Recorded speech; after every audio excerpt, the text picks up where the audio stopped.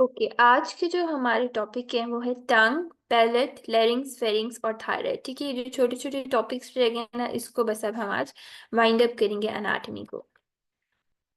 Alright, सबसे पहला हमारे पास टॉपिक है टंग। ठीक है, टंग आप सबको पता है कि कौन सा ऑर्गन है, और ये काफी इंपॉर्टेंट है हमारे ओरल पॉइंट ऑफ व्यू से भी। ठीक है, क्योंकि ये तो हमारे बिल्कुल ही डोमेन में आता है। ठीक है, अच्छा, जो टंग है उसके मसल्स सबसे पहले हम देखते हैं। ठीक है, for example this is tongue. ठीक है, इसके अंदर दो तरह के मसल्स होते हैं। एक होते हैं इंट्रिंसिक मसल्स, ठीक है, जो कि टंग के अंदर प्रेजेंट होते हैं। मतलब टंग, आप अगर अपनी टंग को भी फील करें तो ये एक मतलब सॉफ्ट सी सब्सटेंस है ना, इसके अंदर बोन नहीं होती। तो इसके अंदर के जो मसल्स होंगे जो कि बोन के साथ अटैच नहीं है, वो होंगे इंट्रिंसिक मसल। और एक एक्सट्रिंसिक मसल्स होंगे जो कि टंग को पीछे से बोन्स के साथ अटैच करें। जाहिर है ये ऐसे तो नहीं पड़ी ना, पीछे से कुछ ना कुछ बोन्स हैं जहां से ये अटैच्ड है। ठीक है, तो जो पीछे से अटैच इसको कर रहे हैं वो है एक्सट्रिंसिक मसल्स। ठीक है, अब इंट्रिंसिक मसल्स आपके कौन कौन से हैं? लॉन्गिट्यूडनल, जो कि इस तरह लंबाई में प्रेजेंट होंगे टंग में। ठीक है, लॉन्गिट्यूडनल मसल्स हैं। ट्रांसवर्स मसल हैं जो कि ट्रांसवर्सली प्रेजेंट होंगे। ठीक है, और कुछ वर्टिकल फाइबर्स हैं जो कि वर्टिकली प्रेजेंट होंगे। ठीक है, तो ये सारे आपके टंग के अंदर मसल्स प्रेजेंट हैं जो कि लॉन्गिट्यूडनल, ट्रांसवर्स और वर्टिकल मसल्स हैं, और ये सारे टंग के अंदर प्रेजेंट है, तो इनको कहेंगे इंट्रिंसिक मसल्स। ये सप्लाई होंगे हाइपोग्लॉसल नर्व से। ठीक है, टंग के जितने भी मसल हैं वो सप्लाई हो रहे हैं हाइपोग्लॉसल। आगे हम इसकी वो पढ़ेंगे कि एक्सेप्ट वन। ठीक है, वो आगे हम देखेंगे अभी। अच्छा, हाइपोग्लॉसल नर्व आपकी कौन सी है? 12th cranial nerve. ठीक है, जो 12th क्रेनियल नर्व है वो टंग को सप्लाई करती है। इनका एक्शन क्या है? शेप ऑफ द टंग, आपने देखा होगा बचपन में हम इस तरह कहते थे ना कि जुबान निकाल के उसको रोल करके दिखाओ। तो वो जो टंग की शेप चेंज होती है उसको रोलिंग होती है, आगे पीछे जो टंग को करते हैं वो इंट्रिंसिक मसल्स करते हैं। जो एक्सट्रिंसिक मसल्स हैं वो टंग की अटैचमेंट करवा रहे हैं बोन्स के साथ, उसमें आ जाते हैं जीनियोग्लॉसिस। जीनियो मैंने आपको बताया था क्या है जीनियो।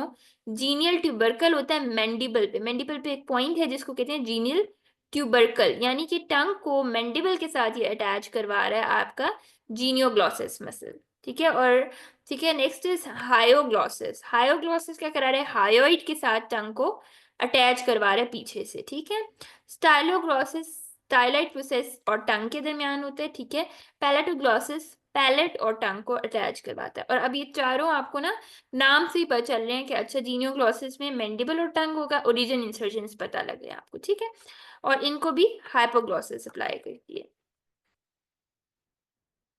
ओके जी, अब अगर यहाँ से हम इस टेबल को देखेंगे, आपकी स्नेल्स में दिया हुआ है टेबल, इसमें आपकी वही बताया हुआ है कि दो तरह के मसल्स हैं, इंट्रिंसिक एंड एक्सट्रिंसिक। जो इंट्रिंसिक मसल्स हैं वो टंग के अंदर होते हैं, ट्रांसवर्स, लॉन्गिट्यूडनल एंड वर्टिकल। ठीक है, और ये जो है ये बेसिकली टंग के अंदर से ही निकल रहे होते हैं म्यूकोजा से, और उसके म्यूकोजा पे ही लग रहे होते हैं। ठीक है, इनका ओरिजिन इंसर्जन टंग पे ही होता है, ये बोन के साथ अटैच नहीं हो रहे। इन सबको हाइपोग्लॉसिस करते हैं शेप ऑफ द टंग, जो अभी हमने पढ़ा। ठीक है, एक्सट्रिंसिक मसल आपके चार हैं। ठीक है, नंबर वन इज जीनियोग्लॉसिस। ये अभी मैंने बताया कि जीनियल ट्यूबरकल होता है या जीनियल स्पाइन होता है मैंडिबल के, वहां से टंग में आ रहा होता है। ठीक है, इसको सप्लाई करती है हाइपोग्लॉसल नर्व।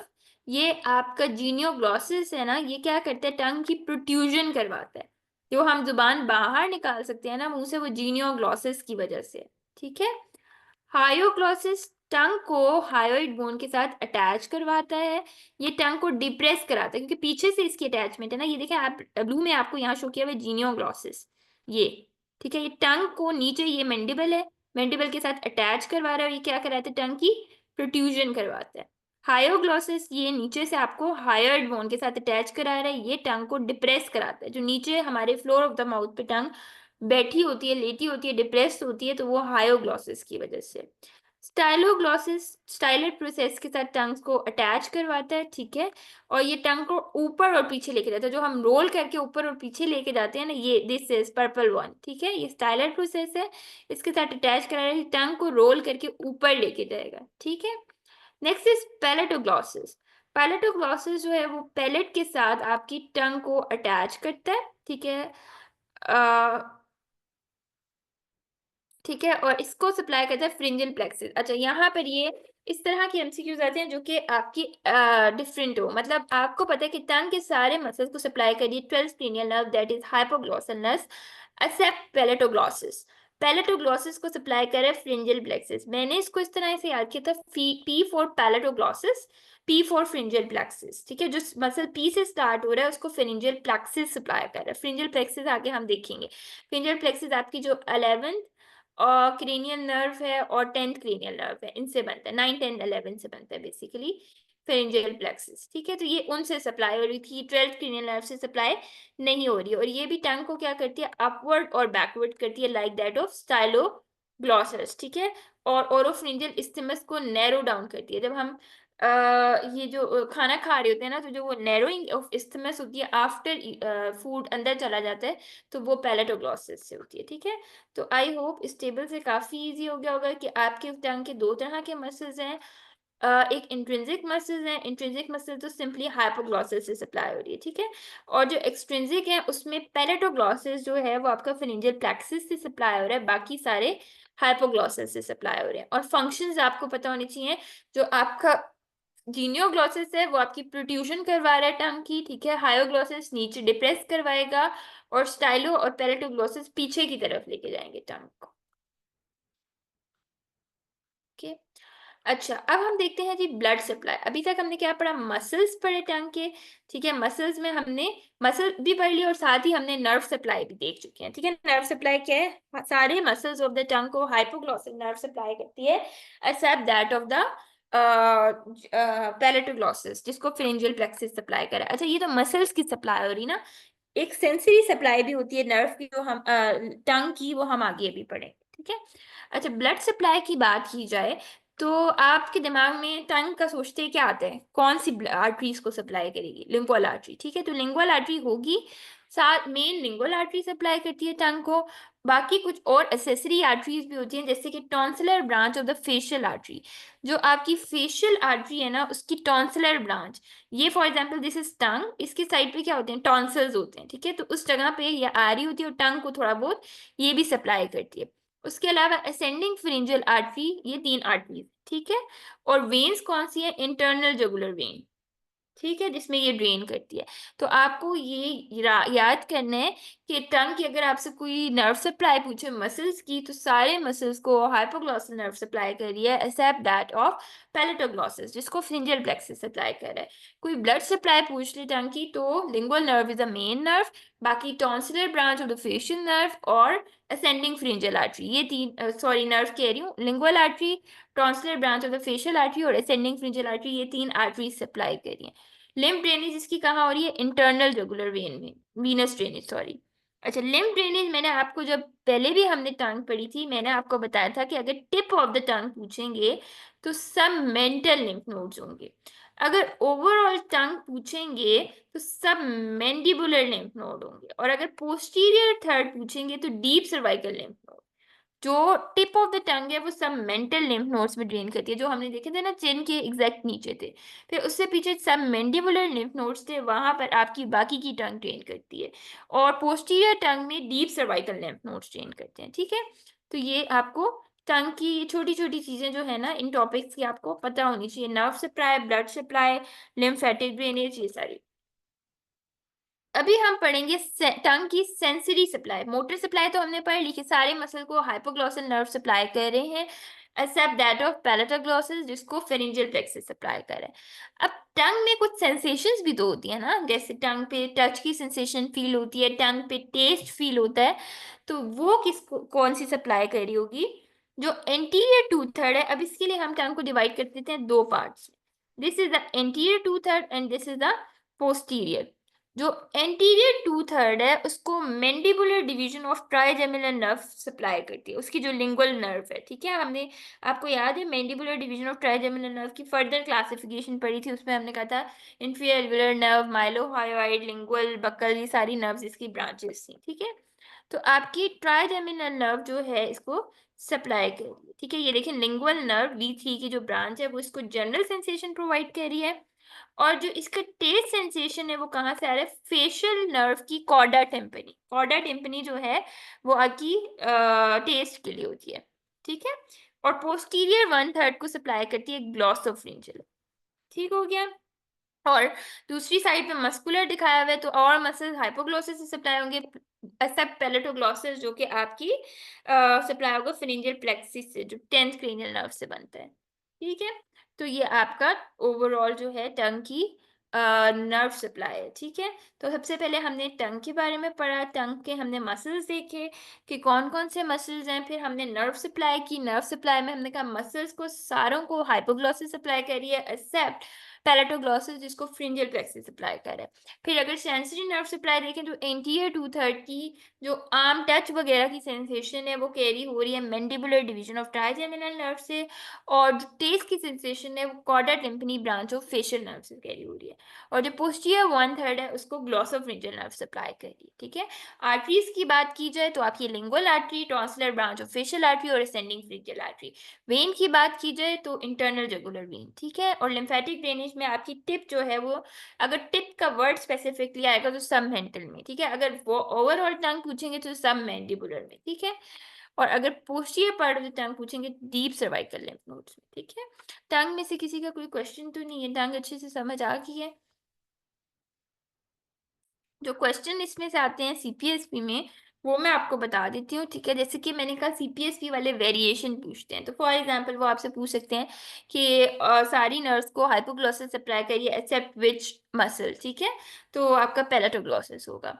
उसके अलावा इस तरह से आ जाते हैं क्वेश्चन कि आपको ये पता होना चाहिए एंटीरियर 2/3 जो टंग है उस पे टेस्ट सेंसेशन जो है वो कॉर्डा टिम्पनी से फील हो रही है, और जो पोस्टीरियर 1/3 है उस पे बिटर टेस्ट फील होता है। तो एक एमसीक्यू आता है कि अगर पेशेंट है और उसको बिटर टेस्ट फील हो रहा है तो किस नर्व की वजह से होगा, तो दैट इज ग्लॉसोफ्रिंजियल नर्व। ठीक है, कड़वा जो है वो पीछे की तरफ लगता है। All right, next is the palate. ठीक है, अभी हमने नीचे से टंग की, अब ऊपर हमने करना है पैलेट। यू नो पैलेट दो तरह के होते हैं, एक हार्ड पैलेट होता है और उसके पीछे सॉफ्ट पैलेट होता है। ठीक है, यहाँ पर हम बेसिकली दोनों को ही डिस्कस करेंगे, मगर ज्यादा जो इन्होंने बात की हुई है वो सॉफ्ट पैलेट के लिहाज से की हुई है। ठीक है, the soft palate is a mobile fold attach to the posterior border of the hard palate. ठीक है, आगे जो है आपका हार्ड पैलेट होता है, फिर आपका एक मोबाइल फोल्ड आता है जिसको सॉफ्ट पैलेट कहते हैं। ठीक है, अच्छा इसके पीछे से क्या होता है, यूविला होता है। यूविला आप सबको पता है कि वो पीछे से एक लंबी सी लाइन लटक रही होती है, दैट इज द यूविला। ठीक है, एक लंबा सा मसल सा लटक रहा होता है। ठीक है, in the mid line the soft palate is continued at the side with the lateral wall of the pharynx, और सॉफ्ट पैलेट के पीछे जाके फेरिंग्स आता है। ठीक है, तो पैलेट जो है ऊपर प्रेजेंट होता है, पहले हार्ड पैलेट फिर सॉफ्ट पैलेट फिर पीछे फेरिंग्स। ब्लड सप्लाई अगर पैलेट की देखें तो देखिए जैसे टंग में हमें नाम सुनते ही लगा था अच्छा लिंगुअल आर्टरी तो मस्ट होगी, इसी तरह पैलेट में क्या है, palate greater palatine branch of maxillary artery. ठीक है, और ascending palatine branch of facial artery, दोनों पैलेटाइन से हैं। ठीक है, और असेंडिंग फ्रिंजियल आर्टरी, ये तीन आर्टरीज हैं। ठीक है, एक तो आपकी हो जाएगी असेंडिंग पैलेटाइन ब्रांच और ऑफ फेशियल आर्टरी और मैक्सिलरी आर्टरी की ग्रेटर पैलेटाइन। ठीक है, ग्रेटर पैलेटाइन एक असेंडिंग पैलेटाइन। ठीक है, जीए से याद रख लें, जी ए, जी से है आपका ग्रेटर पैलेटाइन। ठीक है, और ए से है आपकी असेंडिंग पैलेटाइन। ठीक है, उसके अलावा असेंडिंग फेरिंजियल आर्टरी, ये तीन आर्टरीज जो हैं ये इसको सप्लाई करें। ठीक है, okay next is a nerve supply. Nerve supply में भी उसी तरह से है जैसे आपकी आर्टरी ग्रेटर पैलेटाइन थी ना और दूसरी असेंडिंग पैलेटाइन, इसमें क्या है ग्रेटर और लेसर पैलेटाइन नर्व जो है ना वो इसको सप्लाई करती हैं। आपको याद होगा जब हमने ट्राइजेमिनल नर्व पढ़ी थी तो उसकी मैक्सिलरी डिवीजन को हमने कहा था कि इसकी superior anterior superior alveolar branches होती हैं, middle superior alveolar branches, posterior superior alveolar branches, और अंदर की तरफ इसकी पैलेटाइन ब्रांचेस होती हैं जिसमें greater and lesser palatine nerves आ जाती हैं। ठीक है, द नेजोपैलेटाइन नर्व जो मैक्सिलरी नर्व की ही ब्रांच है ये हार्ड पैलेट में प्रेजेंट होती है, जहां पर आपका दो इंसाइजर्स है ना उसके पीछे आपका एक छोटा सा आपको फील होगा एक डिच सा। ठीक है, जिसको कहते हैं इंसाइजिव पैपिला।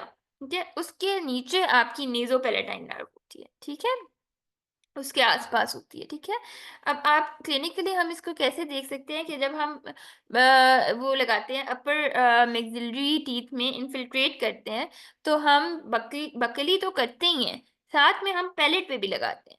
तो पैलेट पे हम किन नर्व्स को ब्लॉक कर रहे होते हैं? ग्रेटर पैलेटाइन, लेसर पैलेटाइन और नेजो पैलेटाइन को, ठीक है।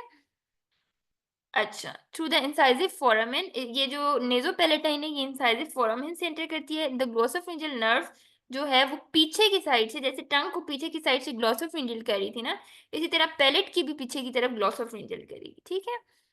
लिम्फ ड्रेनेज जो है वो डीप सर्वाइकल लिम्फ नोड्स में होगा पैलेट का। ओके, अब यहां से हम इसका टेबल देख लेते हैं सॉफ्ट पैलेट का, मसल्स का, ठीक है। इसके भी मसल्स होते हैं। अभी तक हमने क्या पैलेट में पढ़ा? अभी तक हमने इसकी ब्लड सप्लाई पढ़ी थी। ब्लड सप्लाई आपको याद होनी चाहिए, एक तो असेंडिंग पैलेटाइन ब्रांच और असेंडिंग पैलेटाइन और ग्रेटर पैलेटाइन ब्रांच, ठीक है। और उसके अलावा आपकी नर्व सप्लाई जो है पैलेट की अभी हमने देखनी है, ठीक है। लिम्फ ड्रेनेज जो है वो आपकी क्या थी? Deep cervical lymph node. और नर्व सप्लाई क्या थी? Greater and lesser palatine nerves, ठीक है, और नेजो पैलेटाइन नर्व। ऑल राइट, अब जो पैलेट के मसल्स हैं ये सारे होते हैं। टेंसर विलाय पैलेटिनी, नाम से पता चल रही है ये पैलेट को क्या करेंगे? टेंस करेंगे, ठीक है। लेवेटर विलाय पैलेटिनी ओपन करेंगे, ठीक है। उसके अलावा आपकी पैलेटोग्लॉसिस, ये जो अभी हमने पढ़ा था ये हमने टंग में भी पढ़ा है ना, पैलेटोग्लॉसिस जो इसको टंग के साथ अटैच करा रहा था। पैलेटोफ्रिंजियस, ये इसको फेरिंग्स के साथ पीछे अटैच करवा रहा होगा। और मस्कुलरिस यूविला जो यूविला में होगा, ठीक है। अच्छा जी, अब इसमें भी एक एक्सेप्शन है। सारे मसल सप्लाई हो रहे हैं फ्रिंजल प्लेक्सिस से, एक्सेप्ट टेंसर विलाय पैलेटिनी। टेंसर विलाय पैलेटिनी सप्लाई हो रहा है mandibular division of trigeminal nerve से, ठीक है। मैंडिबुलर डिवीजन जो थर्ड डिवीजन है ट्राइजेमिनल, वो टेंसर विलाय पैलेटिनी को सप्लाई करती है। बाकी सारे फ्रिंजियल प्लेक्सिस से सप्लाई हो रहे हैं। अच्छा, अब आप देख सकते हैं यहाँ साथ जो डायग्राम दी हुई है इसमें आप अप्रिशिएट कर सकते हैं, ये रेड कलर में शो किया हुआ टेंसर विलाय पैलेटिन यहाँ पर प्रेजेंट होता है। ये पैलेट को टेंस करता है, ठीक है। यानी कि जब हम फूड अंदर लेके जाते हैं ना, तो पैलेट को पैलेट की मूवमेंट्स होती है ना, सॉफ्ट पैलेट की बात हो रही है पीछे से, ठीक है। जब फेरिंग्स में फूड जाना होता है तो लेरिंग्स के इनलेट को क्लोज करना होता है। लेरिंग्स के इनलेट को क्लोज करने के लिए ये जो पैलेट मसल्स हैं ये थोड़े से कंस्ट्रिक्ट और रिलैक्स होते हैं। तो जो टेंस करता है सॉफ्ट पैलेट को वो है टेंसर विलाय पैलेटिनी। ये आपके स्पाइनोस्फिनॉइड या ऑडिटरी ट्यूब पे लगा होता है ऊपर, ठीक है। और पैलेटाइन एपोन्यूरोसिस पे अटैच हो रहा होता है, ठीक है। यहाँ पर मतलब पैलेटाइन एपोन्यूरोसिस क्या है? ये जहाँ सारे मसल्स अटैच हैं इस पॉइंट को कहेंगे पैलेटाइन एपोन्यूरोसिस, ठीक है। तो वहां पर जाके ये अटैच हो रहा होगा। ये सॉफ्ट पेल्स को टेंस करता है और ये mandibular division of trigeminal nerve से सप्लाई होता है, ठीक है। लिवेटर विलाय पैलेटिनी, लिवेट एलिवेट से निकला है ना, तो ये क्या करेगा? रेस करेगा सॉफ्ट पैलेट को। जब हम बोलिस को यानी फूड को अंदर लेके जाते हैं तो सॉफ्ट पैलेट ऊपर की तरफ मूव करता है, ठीक है, ताकि स्पेस क्रिएट हो। तो ये आपका लिवेटर विलाय पैलेटिनी कर रहा है। ये आपकी टेम्पोरल बोन और ऑडिटरी ट्यूब के साथ अटैच होगा और पैलेटाइन एपोन्यूरोसिस में फ्यूज कर रहा होगा और फ्रिंजियल प्लेक्सिस से सप्लाई होगा। पैलेटोग्लॉसिस हम पढ़ चुके हैं। पैलेटोग्लॉसिस का फंक्शन क्या था? कि टंग को अपवर्ड और बैकवर्ड लेके जाता है, ठीक है। तो ये भी आपकी फूड को अंदर लेके जाने में यूज हो रहा होता है। पैलेट ऑफ फ्रिंजेस पैलेट पे अटैच होगा और फिर पोस्टीरियर बॉर्डर ऑफ थायराइड पे, ठीक है, फेरिंग्स वाले इनलेट पे अटैच होगा, ठीक है। उसको भी फ्रिंजियल प्लेक्सस सप्लाई कर रही है और ये फेरिंग्स को अपर ऊपर लेके आएगा ताकि लेरिंग्स की वॉल क्लोज हो, ठीक है। मस्कुलरिस यूविला जो है ये आपका पीछे से ये ग्रीन कलर में शो किया हुआ है। हार्ट, ये देखिए ऊपर से हार्ट पैलेट पे अटैच है, ठीक है। और नीचे से म्यूकस मेम्ब्रेन ऑफ यूविला पे अटैच है और इसको भी सप्लाई कर रहा है फ्रिंजियल प्लेक्सस और ये यूविला को की मूवमेंट करवाता है, ठीक है।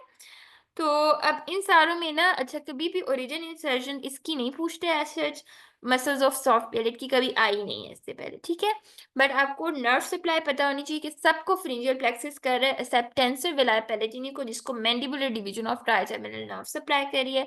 और इन सबके फंक्शन पता होने चाहिए, बहुत ईजी है। टेंसर विलाय पैलेटिनी नाम से पता चल रहा है कि टेंस करेगा। लिवेटर विलाय पैलेटिनी नाम से पता चल रहा है कि ऊपर लेके जाएगा सॉफ्ट पैलेट। पैलेटोग्लॉसिस अभी हमने पढ़ा था कि टंग को पीछे और मूव करेगा। पैलेटोफ्रिंजिस फेरिंग्स की वॉल को ऊपर करेगा, ठीक है। और मस्कुलरिस यूविला यूविला की मूवमेंट करेगा, ठीक है। तो नर्व आए और एक्शन तो आपको पक्का याद होने चाहिए। बाकी ओरिजिन इंसर्शन के एज सच कभी आए नहीं, बट कर लें तो वेल एंड गुड।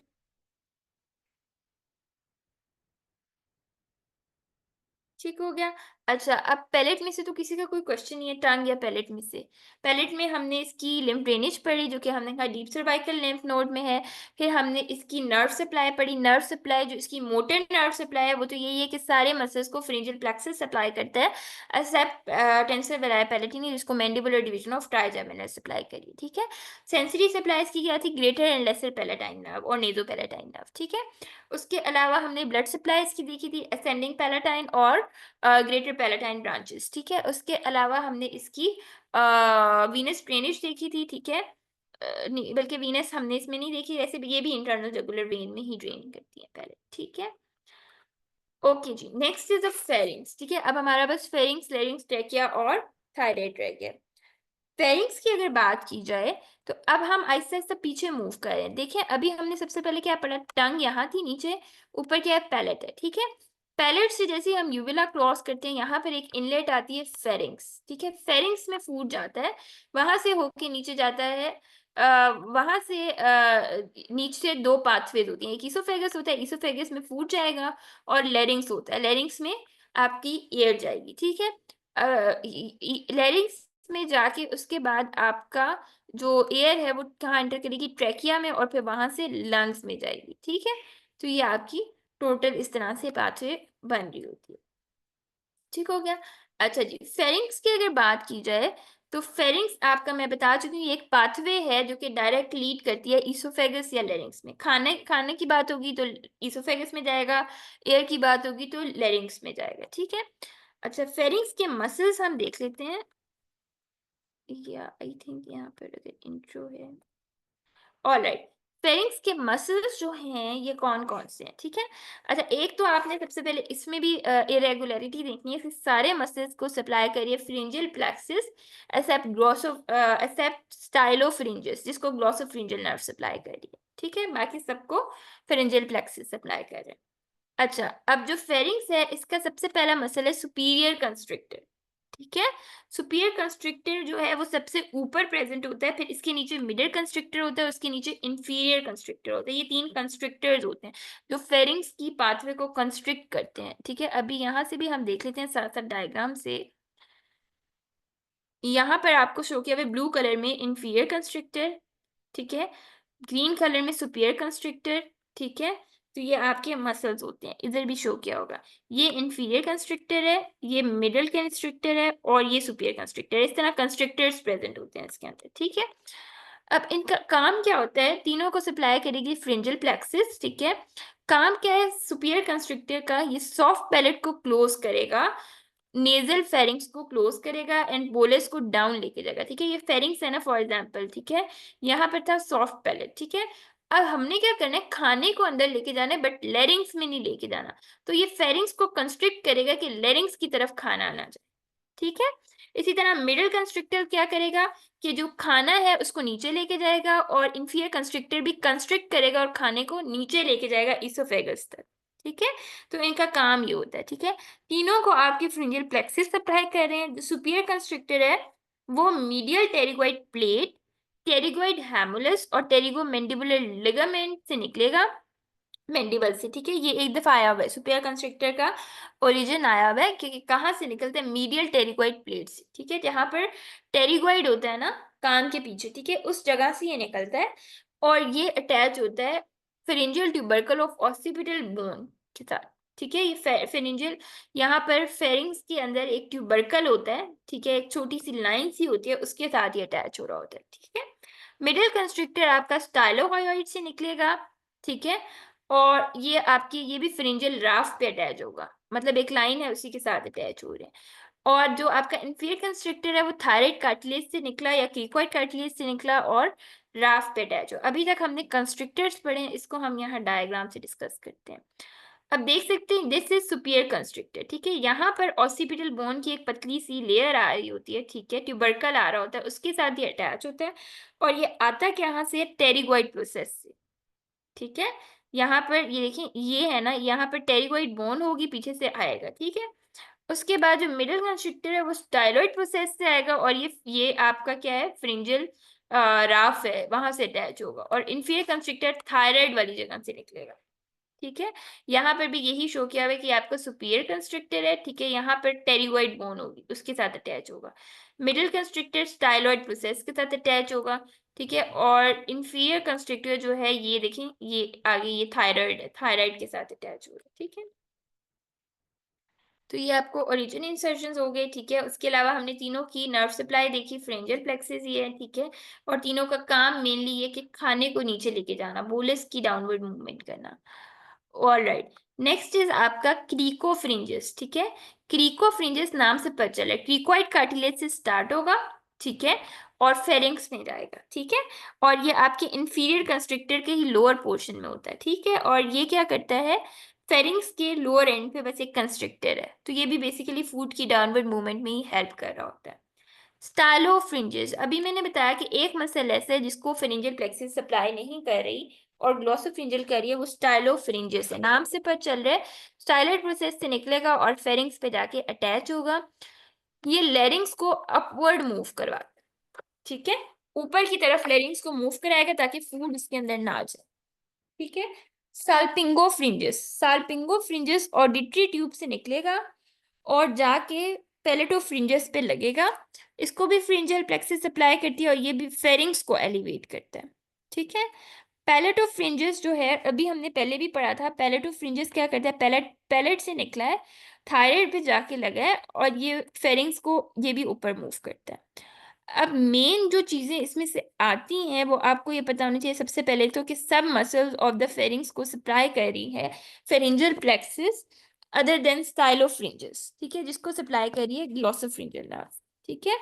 उसके अलावा आपको इसमें से पता होने चाहिए इनके फंक्शंस, जो इंफीरियर मिडल और सुपीरियर कंस्ट्रक्टर है ये तीनों बोलस को नीचे ले जाने में काम आते हैं, ठीक है, और जो स्टाइलोफ्रिंजेस है ये आपकी लेरिंग्स को एलिवेट करता है और साल्पिंगो और पैलेटोफ्रिंजेस ये सारे फेरिंग्स को एलिवेट करते हैं।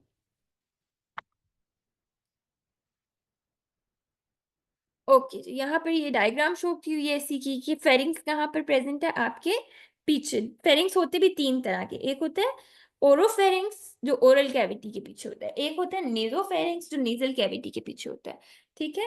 तो ये आपके फेरिंग्स होता है टोटल, ठीक है। अभी तक हमने सबसे पहले टंग देखी, टंग के हमने muscles, blood supply, nerve supply, ये चीजें देखी, फिर हमने पैलेट देखा है, अब हमने फेरिंग्स किया।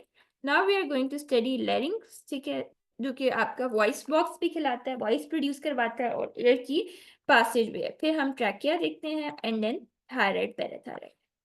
Alright, larynx, larynx is also known as voice box, जो अभी मैंने बात बताई, ठीक है, ये आपके वॉइस बॉक्स होता है, इसके आगे ना एडम्स एप्पल और वोकल कॉर्ड्स प्रेजेंट होते हैं, ठीक है, जो कि आपकी वॉइस प्रोड्यूस करने में हेल्प करते हैं, ठीक है। तो लेरिंग्स जो है ये आपका बहुत मेन ऑर्गन है in sense of voice production, ठीक है। ये anterior aspect of the neck पे प्रेजेंट होता है, ठीक है, बिल्कुल एंटीरियरली नेक पे ये फील होता है, ठीक है। In the anterior aspect just below the hyoid bone and above the trachea. अभी मैंने आपको बताई थी एनाटॉमी कि आपकी टंग है, पैलेट है, उससे पीछे अगर हम अंदर जाएं तो वहां आता है फेरिंग्स। फेरिंग्स एक पाथवे है जो कि लेरिंग्स और इसोफेगस में लीड कर रही है। लेरिंग्स जब आता है तो लेरिंग्स में एयर जाती है, लेरिंग्स के बाद आता है ट्रैकिया, ट्रैकिया के बाद सीधा आते हैं ब्रोंकाई और फिर लंग्स, ठीक है। तो इस तरह से आपकी लेरिंग्स जो है वो आपकी एयर को कंडक्ट करवा रहा है और इसके पीछे ट्रैक, इसके नीचे ट्रैकिया है। The larynx is compose of cartilages and muscles, ठीक है, लेरिंग्स के अंदर डिफरेंट कार्टिलेजेस होते हैं, ठीक है। अभी तक जो हमने फेरिंग्स पढ़ा था वहां सिर्फ मसल्स ही थे, ठीक है, फेरिंग्स तक, टंग में, पैलेट में, फेरिंग्स में सिर्फ मसल्स हैं, बट जो लेरिंग्स है उसके अंदर कार्टिलेजेस होते हैं, ट्रैकिया के अंदर भी सी शेप कार्टिलेजेस होते हैं, ठीक है। तो इसके जो कार्टिलेजेस है ना वो आपको पता होना चाहिए कि कौन कौन से, दीज आर इम्पॉर्टेंट, ठीक है। सबसे पहला इसमें कार्टिलेज होता है थायराइड कार्टिलेज, ठीक है, for example this is larynx, ये लेरिंजियल पाथवे है, इसके आगे कार्टिलेज प्रेजेंट है that is the thyroid cartilage, ये सबसे बड़ा लार्जेस्ट कार्टिलेज है, ठीक है। It forms the anterior and lateral wall of the larynx and is commonly referred to as Adam's apple. ये फील भी होता है और मेल्स में ये बहुत प्रोमिनेंट नजर आ रहा होता है बाहर। तो ये जो एडम्स एप्पल होता है ना ये थायराइड कार्टिलेज है लैरिंग्स का, ठीक है। यहाँ पर भी शायद हमें शो किया होगा, देख लेते हैं, ये आप देख सकते हैं, ये अप्रिशिएट कर सकते हैं, दिस इज लैरिंग्स, ये इनलेट सारी, ठीक है। लेरिंग्स के आगे कार्टिलेज प्रेजेंट है, जो कि आपका क्या है, थायराइड कार्टिलेज, ठीक है। आगे हम हिस्टो में पढ़ेंगे कि कार्टिलेज के भी 3 टाइप्स होती हैं, इलास्टिक, हाइलिन, ठीक है। तो आपकी जो इलास्टिक कार्टिलेज है वो हमने कहा था ईयर में प्रेजेंट है, यहाँ पर आपका हाइलिन कार्टिलेज प्रेजेंट हो, ठीक है।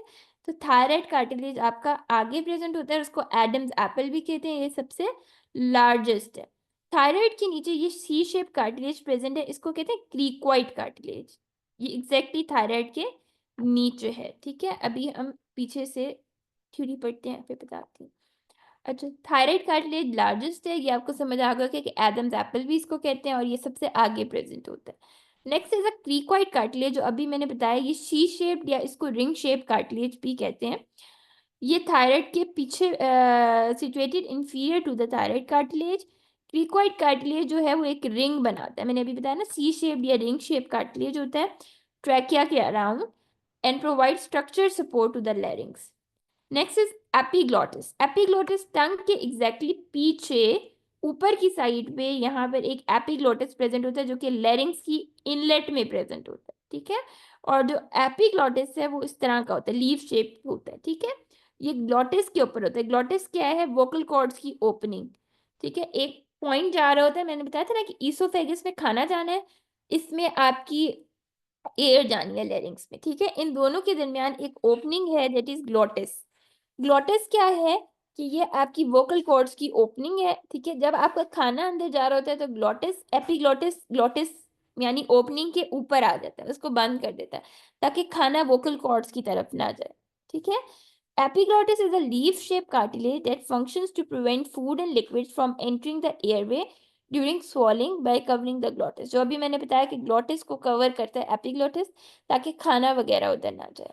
नेक्स्ट इज एरिटेनॉइड कार्टिलेजेस, ये दो होते हैं और ये आर्टिकुलेट करते हैं क्रीक्वाइड कार्टिलेज। जो क्रीक्वाइड कार्टिलेज है वो रिंग शेप है ना, आगे से वो रिंग की तरह है, पीछे से जाके इस पे अटैच होते हैं दो एरिटेनॉइड कार्टिलेज दोनों साइड्स पे, ठीक है।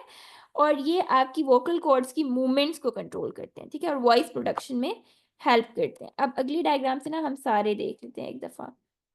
सबसे पहले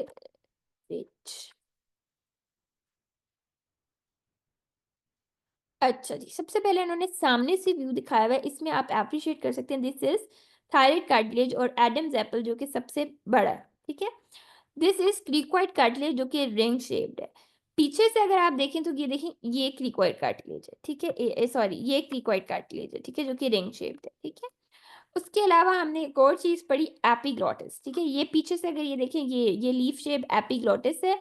ये इतना वैसे खड़ा होता है, लेकिन जब खाना अंदर आता है तो ये इस तरह लेट जाता है, और ये जो ओपनिंग है, इसको ये ओपनिंग है ना, इसको क्लोज कर देता है ताकि खाना अंदर ना जाए, ठीक है। पीछे की तरफ ये आपके जो पीक्वाइड कार्टिलेज है, इसके ऊपर अटैच है एरिटेनॉइड कार्टिलेज, ठीक है। एरिथ्नॉइड कार्टिलेज क्या करते हैं, वॉइस प्रोडक्शन में हेल्प करते हैं, ये आपके एरिथ्नॉइड कार्टिलेज है। एरिथ्नॉइड के ऊपर कॉर्निकुलेट कार्टिलेजेस होते हैं, ठीक है।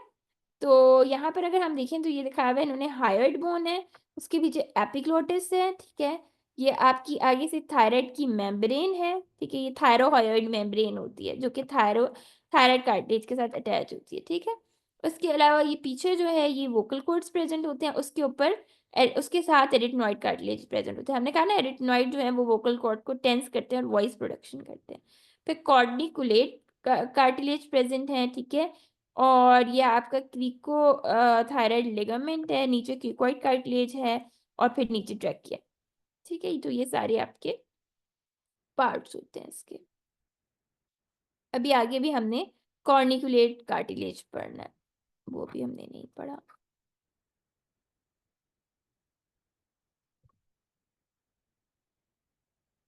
ओके जी, ठीक है। अच्छा, ये सारे आपके कार्टिलेजेस थे। अच्छा, अब हम देख लेते हैं कि मसल्स कौन कौन से हैं लेरिंग्स में, ठीक है। लेरिंग्स के कार्टिलेजेस, ठीक है। इसके अलावा आपको पता होना चाहिए लेरिंग्स में दो तीन मेम्ब्रेन्स भी होती हैं, ठीक है, जिनमें से एक हुई है थायरोहायोइड मेम्ब्रेन, ठीक है। नेक्स्ट आपका है मसल्स, ठीक है। मसल्स इसके जो लेरिंग्स के हैं, दो तरह में डिवाइड होते हैं, ठीक है। एक वो होते हैं जो कि वॉइस प्रोडक्शन में हेल्प करते हैं, यानी वोकल फोल्ड्स को कंट्रोल करते हैं। एक होते हैं कि जो कि इनलेट को बंद या ओपन करने में हेल्प करते हैं। पहला है जो इनलेट को बंद या ओपन करने में हेल्प करे, वो है ओब्लीक एरिटेनॉइड। नाम से क्या पता चल रहा है कि आपकी क्या थे, क्रिकोइड कार्टिलेज के ऊपर था एरिटेनॉइड कार्टिलेजेस, ठीक है। एरिटेनॉइड कार्टिलेजेस के ऊपर ये कहीं प्रेजेंट होंगे, ठीक है। तो ये आपके कहाँ से निकलेंगे, मस्कुलर प्रोसेस ऑफ एरिटेनॉइड कार्टिलेज, और फिर ऑपोजिट एरिटेनॉइड के साथ अटैच होंगे, इस तरह ओब्लिकली प्रेजेंट होंगे, इस तरह से, ठीक है। और जैसे कि अभी हमने बताया था कि लेरिंजियल इनलेट को कंट्रोल करते हैं, तो ये लेरिंजियल इनलेट को नैरो डाउन करते हैं ताकि लेरिंग्स में फूड ना जाए, ठीक है। और इसको सप्लाई करिए रिकरेंट लेरिंजियल नर्व। अच्छा, अब इसमें भी याद करना है कि सारे मसल्स को रिकरेंट लेरिंजियल सप्लाई करिए एक्सेप्ट क्रिकोथायराइड, ठीक है। क्रिकोथायराइड को एक्सटर्नल लेरिंजियल कर रही है, ठीक है। ओके जी। नेक्स्ट है, अच्छा ये एमसीक्यू भी रिपीटेडली आता है कि आपकी अगर एक्सटर्नल लेरिंजियल नर्व डैमेज है तो कौन सा मसल जो है, नहीं sorry, recurrent laryngeal nerve damage है तो कौन सा मसल स्पेयर होगा, किस मसल को अफेक्ट नहीं होगा। तो आपकी क्रिकोथायराइड, क्योंकि उसको वो रिकरेंट लेरिंजियल कर ही नहीं रही, उसको एक्सटर्नल लेरिंजियल कर रही है, ठीक है। अच्छा, ओब्लिक एरिथ्नॉइड अभी हमने पढ़ा। Next is thyro epiglottis. नाम से पता चल रहा है थायराइड ग्लैंड से आएगा, कार्टिलेज से आएगा, ठीक है, और एपिग्लोटिस से अटैच होगा, ठीक है। और इसको भी रिकरेंट लेरिंजियल नर्व सप्लाई करिए। जैसे वो नैरो कर रहा था ना, ओब्लिक एरिथ्नॉइड क्या करता है, इनलेट को बंद करता है। थायरो एपिग्लोटिक क्या कर रहा है, इनलेट को खोल रहा है ताकि हवा अंदर जाए, ठीक है। तो ये दो आपको मसल्स पता होनी चाहिए। ओब्लिक एरिथ्नॉइड क्या कर रहा है, इनलेट को नैरो कर रहा है। थायरो एपिग्लोटिक क्या कर रहा है, इनलेट को ओपन कर रहा है, ठीक है। और दोनों को रिकरेंट लेरिंजियल नर्व सप्लाई कर रही है, ठीक है। नेक्स्ट इज आपका क्रिकोथायराइड। क्रिकोथायराइड जो है इसको आपकी सप्लाई करिए एक्सटर्नल लेरिंजियल नर्व, ठीक है। ये डिफरेंट है, ये आता है एमसीक्यू कि आपकी अगर रिकरेंट लेरिंजियल नर्व डैमेज है तो कौन सा मसल स्पेयर्ड होगा, तो क्रिकोथायराइड। ये क्रिकोइड से निकल रही है और थायराइड कार्टिलेज पे अटैच हो रहा है, और ये क्या कर रहा है, टेंस कर रहा है वोकल कॉर्ड को। अब मैंने इसको कैसे याद किया था कि क्रिकोथायराइड वो वाहिद मसल है जिसको डिफरेंट नर्व सप्लाई कर रही है। अब एक अलग से, अब वरना तो हम सिंपल याद कर लेते कि सबको रिकरेंट रेंजर कर रही है, मगर अब हमें एक अलग से नाम याद करना पड़ेगा कि अच्छा क्रिकोथायराइड को एक्सटर्नल रेंजर कर रही है, ठीक है। तो अब अलग से नाम याद करने में टेंशन हो रही है ना, तो इस वजह से क्रिकोथायराइड जो है वो टेंस करता है वोकल कॉर्ड को, ठीक है। तो इस तरह से बस याद करना है, बिकॉज इस तरह इसमें से बहुत क्वेश्चंस आते हैं कि या तो इसमें से याद आता है कि कौन सा मसल स्पेयर्ड होगा अगर रिकरेंट लेरिंजियल नर्व डैमेज है, या इसमें से ये भी आ सकता है कि रिकरेंट लेरिंजियल नर्व डैमेज है तो कौन सा एक फंक्शन हो सकता है, तो वो टेंस हो सकते हैं वोकल कॉर्ड्स, ठीक है। Next is थायरोएरिटेनॉइड। थायरोएरिटेनॉइड नाम से पता चल रहा है थायराइड और एरिटेनॉइड के दरमियान होगा, ठीक है। और ये भी रिकरेंट लेरिंजियल नर्व से सप्लाई हुआ, ये रिलैक्स कर रहा है, ठीक है। ये मैंने याद किया था, एक नमोनिक बनाया था, TAR, तार, ठीक है। जो थायरोएरिटेनॉइड है वो क्या कर रहे हैं, रिलैक्स कर रहे हैं। और एक जो डिफरेंट मसल से सप्लाई हो रहा है क्रिकोथायराइड, वो आपका क्या कर रहा है, टेंस कर रहा है, ठीक है। या इसके लिए सीटी बना सकते हैं आप, कोई भी अपनी तरह के नेमोनिक बना सकते हैं इजीली, ठीक है। नेक्स्ट आपका है जी lateral cricoarytenoid. Lateral cricoarytenoid upper border of cricoid से अटैच होता है और एरिटेनॉइड से अटैच होता है, ठीक है। नाम से ही पता चल रहा है। रिकरेंट लेरिंजियल नर्व इसको सप्लाई करेगी और ये क्या करेगा, एडक्ट करेगा। एडक्ट क्या होता है कि ये आपको, मतलब कि एडक्ट मीन्स कि एक दूसरे की तरफ लाना, ठीक है। और एबडक्ट क्या होता है, लेटरली मूव करना, ठीक है। तो यानी एडक्ट में आप कह सकते हैं कि इन सम सिचुएशंस ये भी टेंस कर रहा है, ठीक है। अच्छा, ये एमसीक्यू भी बहुत ज्यादा आता है। लेटरल क्रिकोएरिटेनॉइड एडक्ट करता है और जो पोस्टीरियर क्रिकोएरिटेनॉइड है ना पीछे की तरफ, ये एबडक्ट करेगा, ठीक है। तो अब इसको हम कैसे याद करें, पोस्टीरियर है ना पीछे है, तो ये एबडक्ट करेगा। अच्छा, एबडक्शन ये भी तो होता है ना किसी को किडनैप करना, ठीक है। तो आप इसको इस तरह से याद करें कि जो पोस्टीरियर है वो पीछे है, जब भी हम किसी को किडनैप करते हैं कुछ करते हैं तो वो पीछे से करते हैं, ठीक है। तो ये आपका पोस्टीरियर वाला है ना, पीछे है, तो ये एबडक्ट करेगा, ठीक है। और लेटरल है, साइड्स पे है, तो वो ऐड करेगा, ठीक है, तो वो एडक्ट करेगा, ठीक है। तो है, इसको किसी भी तरह से आपने याद करना है, इनके फंक्शंस आते होते हैं। Next is a transverse एरिटेनॉइड। Transverse एरिटेनॉइड एरिटेनॉइड से ही आएगा, एक एरिटेनॉइड से स्टार्ट होकर दूसरे एरिटेनॉइड पे लग रहा होगा, ठीक है। और ये आपका रीमा ग्लोटाइडस जो है ना, यानी कि एपिग्लोटिस वाली जो ओपनिंग है उसको क्लोज करता है, ठीक है। जब वॉइस प्रोडक्शन होनी होती है ना, तो ये उस ओपनिंग को नैरो डाउन करता है, ठीक है। तो ये आपको पता होना चाहिए, इस पे से जो क्वेश्चन आते हैं वो मैं आपको बता चुकी हूँ। पता होना चाहिए क्रीको एरिटेनॉइड को एक्सटर्नल रेंजल कर रही है, उसके अलावा सबको रिकरेंट रेंजल कर रही है, ठीक है। और फंक्शंस पता होनी चाहिए, लेटरल जो है वो क्या कर रहा है, ऐड कर रहा है, पोस्टीरियर वाला एबडक्ट कर रहा है, ठीक है। ओके, यहाँ पर भी वही मसल्स शो किए हुए हैं, सॉरी, यहाँ पर मसल्स शो किए हुए हैं, राइट। ये आपका है ओब्लीक एरिटेनॉइड, जो अभी हमने कहा था ना, एक एरिटेनॉइड से निकलता है और दूसरे में लगता है, ठीक है। ये क्या कर रहा था, नैरो कर रहा था रेंजर एरिटेनॉइड, रेंजर इनलेट को, ठीक है।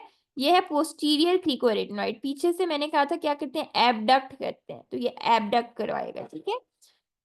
नेक्स्ट आपका यहाँ पर शुरू किया भाई ट्रांसवर्स एरिटेनॉइड, ठीक है। ये आपका क्या करा रहा था, रिलैक्स कर रहा था, मतलब ओपन कर रहा था इनलेट को, ठीक है। और ये पोस्टीरियर क्रीको एरिटेनॉइड जो अभी मैं बता चुकी हूँ कि ये पीछे से आएगा तो एबडक्ट करेगा, ठीक है। लेटरल क्या करेगा, एडक्ट करेगा, ठीक है। थायरो एरिटेनॉइड क्या कर रहा था, रिलैक्स कर रहा था वोकल कॉर्ड्स को, ठीक है। जो मैंने टी ए आर तार तार बताया था, ठीक है। तो ये सारे आपके हैं। अच्छा, इसमें से एक इंपॉर्टेंट पॉइंट एक और भी आता है कि इसके साइड पे एक फोसा होता है जिसको कहते हैं पिरिफॉर्म फोसा। अब इस पिरिफॉर्म फोसा की क्लिनिकल सिग्निफिकेंस क्या है, कि जब भी हम मछली खाते हैं ना, तो अक्सर आपने देखा है कि मछली का कांटा अगर किसी के गले में फंसता है, ठीक है, तो वो एक पॉइंट पे जाके स्टक हो जाता है। वो पॉइंट कौन सा है, दिस इज पिरिफॉर्म फोसा, ठीक है। तो ये आपको बस पता होनी चाहिए इसकी क्लिनिकल सिग्निफिकेंस, कि मछली का कांटा कहाँ पे फंसता है, पिरिफॉर्म फोसा में, जो कि ये लैरिंग्स की साइड पे इनलेट होती है, ठीक है। All right, next is trachea. I hope so कि इस अभी तक किसी को कंफ्यूजन नहीं हुई होगी, टंग में, पैलेट में, लैरिंग्स फेरिंग्स, ये सारे ना अपने मसल्स, ये जो टेबल्स है ना आपकी स्नेल्स में दिए हुए हैं, ये बहुत अच्छे हैं, सिर्फ टेबल्स याद कर लेना तो भी आपके टॉपिक्स प्रिपेयर हो जाएंगे। All right, next is trachea. The trachea is a cartilaginous ring. अब ये trachea, ये आपका larynx था, larynx जैसे ही खत्म हुआ उसके अंदर trachea के अंदर एयर गई। trachea जो है वो आपकी रिंग है, रिंग शेप, इसमें कार्टिलेजेस होते हैं मल्टीपल, ठीक है। और मेम्ब्रेन्स होती हैं आगे, ये देखें, ये आपका कार्टिलेजेस हैं, ये जो आपको लाइट कलर्स में शो किया है, और डार्क में बीच में मेम्ब्रेन्स हैं, ठीक है। Extending from cricoid cartilage on the level of C6। अच्छा, ये आपको पता होना चाहिए, ये भी MCQ आता होता है कि ट्रेकिया कहाँ से स्टार्ट हो रहा है, C6 पे, C6 पे आपका स्टार्ट हो रहा है, यानी कि आपका जो फेरिंग्स है, लेरिंग्स है, वो आपके C6 पे ट्रेकिया में कन्वर्ट हो रहा है, ठीक है। तो ट्रेकिया C6 पे स्टार्ट हो रहा है to the level of angle of Louis, ठीक है। यहाँ पर जाके यानी T4 T5 के लेवल पे ये आ जाके खत्म हो रहा है, वहां पर जाके ये ब्रोंकाई बना रहा है, ठीक है।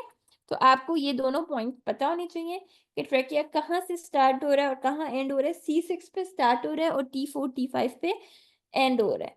और ये फाइब्रो इलास्टिक स्ट्रक्चर है, ठीक है। इसमें हाइलिन कार्टिलेज प्रेजेंट होता है, ठीक है। इसमें ये आगे सारे हाइलिन कार्टिलेज के रिंग प्रेजेंट होते हैं, ठीक है। और इसके अंदर सीलिएटेड कोलमनर एपिथेलियम है। ये जब हम आगे वो पढ़ेंगे ना हिस्टो, तो उसमें हम देखेंगे कि आपकी ciliated columnar epithelium respiratory system में प्रेजेंट होती है। ओके जी, ये 11 सेंटीमीटर इन लेंथ होता है और इसका डायमीटर जो है वो 2 to 2.5 सेंटीमीटर होता है, ठीक है। और ये 18 to 22 लॉन्ग होता है, ठीक है। और 18 to 22 इसके अंदर कार्टिलेजिनस रिंग्स होती हैं टोटल, ठीक है। उसके अलावा it is greater in males and females. Males का ट्रैकिया थोड़ा सा लंबा होता है, ठीक है।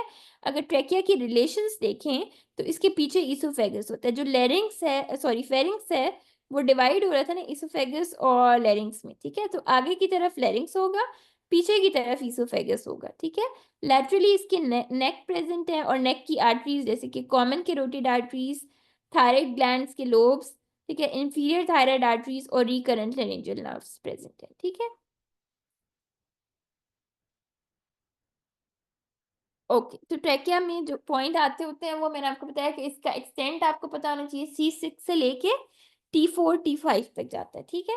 उसके अलावा ट्रेकिया के बारे में थोड़ी बहुत इंफॉर्मेशन होनी चाहिए, ठीक है, कि आपकी पोस्टीरियरली इसके ईसोफेगस प्रेजेंट है और लैटरली आपकी ये सारे स्ट्रक्चर्स प्रेजेंट है। Next is thyroid gland. Thyroid gland, you know कि आपका जो लेरिंग्स है ना, लेरिंग्स में हमने थायराइड कार्टिलेज पढ़ा था ना, उसके इर्द गिर्द एक बटरफ्लाई शेप ग्लैंड होता है जिसको हम कहते हैं थायराइड ग्लैंड, ठीक है। अब जो थायराइड ग्लैंड है इसमें आपके राइट और लेफ्ट लोब्स होते हैं, मतलब ये इस तरह का बटरफ्लाई शेप होता है, इसका ये एक लोब हो गया और ये इसका दूसरा लोब हो गया, ठीक है। और दरमियान वाले पॉइंट को इसका कहते हैं इस्थमस, ठीक है। ब्लड सप्लाई इसकी कौन सी सप्लाई करती है? सुपीरियर थायराइड आर्टरी और इंफीरियर थायराइड आर्टरी, ठीक है। Superior thyroid artery, you know that कि हमने जब एक्सटर्नल कैरोटिड आर्टरी पढ़ी थी तो उसमें हमने क्या कहा था? First branch of external carotid artery is superior thyroid artery, ठीक है। और ये आपकी थायराइड के अपर पोल को सप्लाई करेगी और ये होती है एक्सटर्नल रेंजियल नर्व के साथ। इसमें से एमसीक्यू ये आता है कि अगर एक बंदा है और उसकी अपर पोल पे सर्जरी हुई है तो कौन सी नर्व डैमेज होगी? तो ऊपर आपकी होती है एक्सटर्नल रेंजियल नर्व, ठीक है, एक्सटर्नल रेंजियल नर्व ऊपर होती है। तो कौन सा मसल डैमेज होगा? क्रिकोथायराइड, ठीक है। जो इंफीरियर थायराइड आर्टरी है वो नीचे की तरफ होगी और ये थायरोसर्वाइकल ट्रंक की ब्रांच है। जो सुपीरियर थायराइड है वो एक्सटर्नल कैरोटिड आर्टरी की ब्रांच है, ठीक है, जो हम पहले भी पढ़ चुके हैं। और जो इंफीरियर है वो आपको याद होगा जब हमने वो पढ़ी थी, सबक्लेवियन की ब्रांचेस पढ़ी थी, तो उसमें हमने देखा था ना फर्स्ट ब्रांच का पार्ट था थायरोसर्वाइकल ट्रंक, तो उसकी ब्रांच है इंफीरियर थायराइड आर्टरी, ठीक है। और रिकरेंट रेंजियल नर्व इसके साथ होती है, ठीक है। रिकरेंट रेंजियल नर्व जब नीचे की साइड पे, अगर थायराइड फॉर एग्जांपल किसी की थायराइड की सर्जरी होनी है तो अगर इंफीरियर पार्ट पे सर्जरी होगी तो रिकरेंट रेंजियल नर्व डैमेज हो सकती है, और अगर ऊपर होगी तो एक्सटर्नल रेंजियल नर्व डैमेज हो सकती है, ठीक है। अच्छा, वेन्स कौन सी हैं इसमें? वही सुपीरियर थायराइड वेन है, मिडिल थायराइड वेन है और इंफीरियर थायराइड वेन है, ठीक है। जो सुपीरियर थायराइड वेन है वो इंटरनल जुगुलर वेन में ड्रेन करती है, ठीक है, ये पता होना चाहिए आपको। जैसे सुपीरियर थायराइड आर्टरी मेन उससे निकली है ना, right, common carotid external carotid artery से, आर्टरी मेन है उसकी, तो इस तरह वेन भी सुपीरियर थायराइड मेन वेन में ड्रेन होती है जो कि इंटरनल जुगुलर वेन है। मिडल थायराइड भी इंटरनल जुगुलर वेन में ड्रेन होगी सेम, और इंफीरियर थायराइड जो है वो एनास्टोमोस करेंगी और ये ट्रेकिया के नीचे जाएंगे और ये ब्रेकियोसेफेलिक वेन में ड्रेन करेंगी, ठीक है। तो आपको वीनस ड्रेनेज और आर्टीरियल सप्लाई और नर्व्स इसकी पता होनी चाहिए कि आपकी जो सुपीरियर थायराइड आर्टरी है वो ऊपर प्रेजेंट है, उसके साथ एक्सटर्नल रेंजियल नर्व प्रेजेंट है, और superior thyroid artery external carotid की ब्रांच है। इंफीरियर थायराइड आर्टरी थायरोसर्वाइकल की ब्रांच है और ये नीचे वाले पार्ट पे प्रेजेंट है और उसके साथ रिकरेंट रेंजियल नर्व वहां से गुजरी होती है। और वेन्स आपकी सुपीरियर, मिडल और इंफीरियर थायराइड वेन है। सुपीरियर और मिडल जो है वो इंटरनल जुगुलर वेन में ड्रेन करती हैं, और जो इंफीरियर थायराइड वेन है वो डायरेक्ट ब्रेकियोसेफेलिक में ड्रेन करता है। ये थायराइड ट्रोकिया वेनोने gland. Next is a parathyroid gland. Parathyroid gland 4 in numbers होते हैं और ये थायराइड के पीछे प्रेजेंट होते हैं, ठीक है। 6 मिलीमीटर लॉन्ग होते हैं, ठीक है। They are 4 in number and are closely related to posterior border of thyroid gland lying within its facial capsule. The two superior parathyroid gland are more constant in procedure, position and lie at the level of middle of the posterior border of the thyroid gland. तो posterior ऊपर वाले parathyroid है ना, ये एक specific position में होते हैं, और जो टू इन्फीरियर पैराथायराइड ग्लैंड है ये इन्फीरियर पोल्स के पास होंगे, ठीक है। और इनको सप्लाई करेंगी superior and inferior parathyroid arteries, ठीक है, और ड्रेन भी पैराथायराइड वेन्स वगैरह में ड्रेन होगी, ठीक है।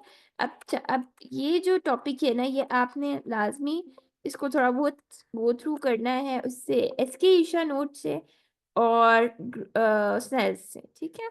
बाकी जो है हमने अभी तक सारी एनाटमी कर ली हुई है। कल का दिन हम ऑफ रखेंगे, कल आप इंशाल्लाह अपनी एनाटमी जितनी कोई रह भी गई है तो उसको